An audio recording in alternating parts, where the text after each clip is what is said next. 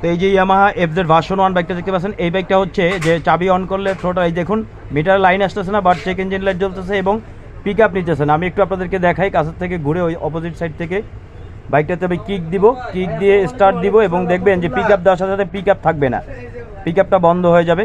কারণ কি, সমস্যাটা কোথায় সেটা একটু দেখব, প্রবলেমটা কোথায়। ব্যাটারি, রেকটিফায়ার এবং আর্মিচার কয়েল, তিনটা জিনিসই আমরা মেকানিক ভাইরা যেভাবে আমরা নর্মালে চেক করি, নর্মালে আপনারা কীভাবে চেক করবেন এই জিনিসটা আপনাদেরকে দেখাবো। নর্মালে কীভাবে চেক করে বুঝতে পারবেন প্রবলেম কোথায়। দেখুন এখানে আমি কিক দিয়েছি, বাট পিক আপ কিন্তু কোনোভাবে থাকতেছে না।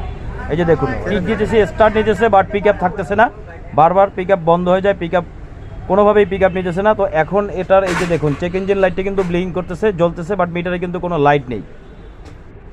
তো এখন এটার সিট এবং সাইড কভার সব কিছু খুলবো। ব্যাটারির দিক থেকে আমরা একটু চেক করে দেখবো, যেভাবে রেকটিফায়ার চেক করে, ব্যাটারি ভোল্টেজ ব্যাটারি চেক করে এবং হচ্ছে যে আর্মিচার কয়েল চেক করে, প্রবলেমটা কোথা থেকে আসতেছে, কেন আসতেছে। দেখুন এখানে এটার যে সিডিআই ইউনিট থাকে সেই ইউনিট এবং যে রিলে থাকে।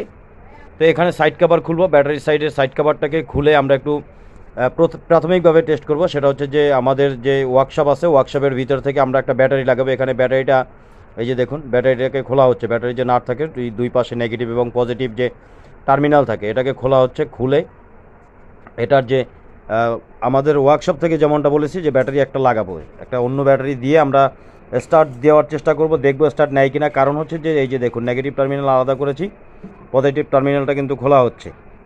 তো এখানে ব্যাটারি লাগানোর পরে যখন আমরা স্টার্ট দেওয়ার চেষ্টা করব দেখবো, এবং মিটারে লাইট আসতেছে না, যেটা লাইট আসতেছিল না সেটা আসে কিনা সেটাও একটু দেখবো, তাহলে কনফার্ম হবো ব্যাটারির যে চার্জ শেষ হয়ে গেছে বা দুর্বল সেটা আছে কিনা। এদিক থেকে আমরা কনফার্ম হবো, বা রেকটিফায়ারে কোনো প্রবলেম আছে কিনা এখান থেকেই কনফার্ম হয়ে যাবে। দেখুন ব্যাটারির যে নাট সেটা কিন্তু লাগানো হচ্ছে, এই যে দেখুন ব্যাটারিটা লাগানো শেষ। এখন স্টার্ট দিলাম, চাবি অন করে এই যে দেখুন স্টার্ট দিলাম, বাইকটি কিন্তু স্টার্ট হয়ে গেছে। আপনারা কিন্তু সাউন্ড শুনতে পাচ্ছেন, বাইকটি কিন্তু স্টার্ট হয়ে গেছে। দেখুন স্টার্ট হয়ে গেছে, এই যে দেখুন স্টার্ট হয়ে গেছে, স্টার্টে আসছে। তার মানে ব্যাটারিতে যে চার্জ নেই এটা আমরা কনফার্ম হলাম, ব্যাটারিতে চার্জ নেই, যার কারণ হচ্ছে বাইকটা স্টার্ট নিতে পারতেছে না, মিটারে পাওয়ার আসতেছে না, এবং যে পিক আপ দিলে সেটাও কিন্তু নিতে পারতেছিল না, ব্যাটারিতে চার্জ নেই। কারণ এটা ডিসি ভোল্টের ডিসি সিডিআই বাইক, এটা কিন্তু আমরা ক্লিয়ার হয়ে গেলাম। এখন আমাদের কথা হচ্ছে এখানে যে চার্জ আসতেছে না, এখন কি রেকটিফায়ারের প্রবলেম আছে কিনা সেটা একটু আমরা আপনাদেরকে চেক করে দেখাবো। ব্যাটারির লাইনটা যে থাকে সেটাকে খুলবো, খুলে আমরা চেক করে দেখবো যে রেকটিফায়ার বা আরআর ইউনিট যেটা বলা হয়, যে দেখুন চেক ইঞ্জিন লাইটটা কিন্তু এখন অফ হয়ে গেছে, সম্পূর্ণ বাইকটা স্টার্টে আছে, কোনো রকম কোনো প্রবলেম নেই।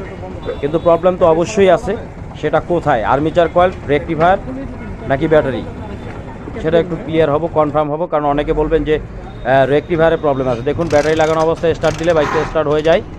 এই যে দেখুন যখন লাইনটা খুলবো, ব্যাটারি তারটাকে খুলবো, তখন স্টার্ট অফ হয়ে যাবে। দেখুন খেয়াল করুন, স্টার্টে আছে, তারটাকে যখন সরানো হবে এই যে দেখুন স্টার্ট বন্ধ হয়ে গেছে, স্টার্ট বন্ধ হয়ে গেছে। আবারও দেখায়, এই যে খেয়াল করুন স্টার্ট বন্ধ হয়ে গেল, তারটাকে খোলার সাথে সাথে বন্ধ হয়ে গেল। এখন অনেকে বলবেন যে রেকটিফায়ারের প্রবলেম আছে, তো রেকটিফায়ার প্রবলেমটা সেটা বলার আগে আর্মিচার কয়েলটাকে একটু চেক করে দেখবো যে সেখানে কোনো রকম কোনো ফায়ারিং করে কিনা, বা লাইন আসতেছে কিনা, আর্মিচার কয়েল ভালো আছে কিনা। দেখুন তার দিয়ে, যেগুলো আমরা মেকানিক বেড়ে করে থাকি ঠিক এইভাবে সহজভাবে বোঝানোর জন্য এটা করলাম। এই যে দেখুন ফায়ারিং করতেছে, তার মানে বাইক স্টার্ট আছে, আমাদের আর্মিচার কয়েল কিন্তু ভালো আছে। এই যে দেখুন ফায়ারিং করলো, আমাদের আর্মিচার কয়েল কিন্তু ভালো আছে। তাহলে এখন আমরা কনফার্ম হলাম যে আমাদের প্রবলেমটা কোথায়, সেটা কিন্তু আমরা এখন কনফার্ম হয়ে গেলাম। দেখুন এই পাশে যে রেকটিফায়ার বা আরআর ইউনিট, এই যে এটাতেই কিন্তু আমাদের সমস্যা, কারণ ব্যাটারি থেকে আমরা চেক করেছি ব্যাটারি লাইন খুললে অফ হয়ে যায়, ক্লিয়ার আমরা কনফার্ম হলাম।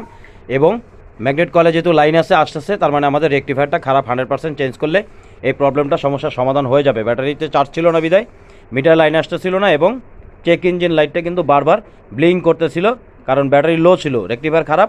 তো এটাই ছিল আজকে আপনাদের সাথে শেয়ার করা। দেখা হবে পরবর্তী কোনো ভিডিওতে, সে পর্যন্ত।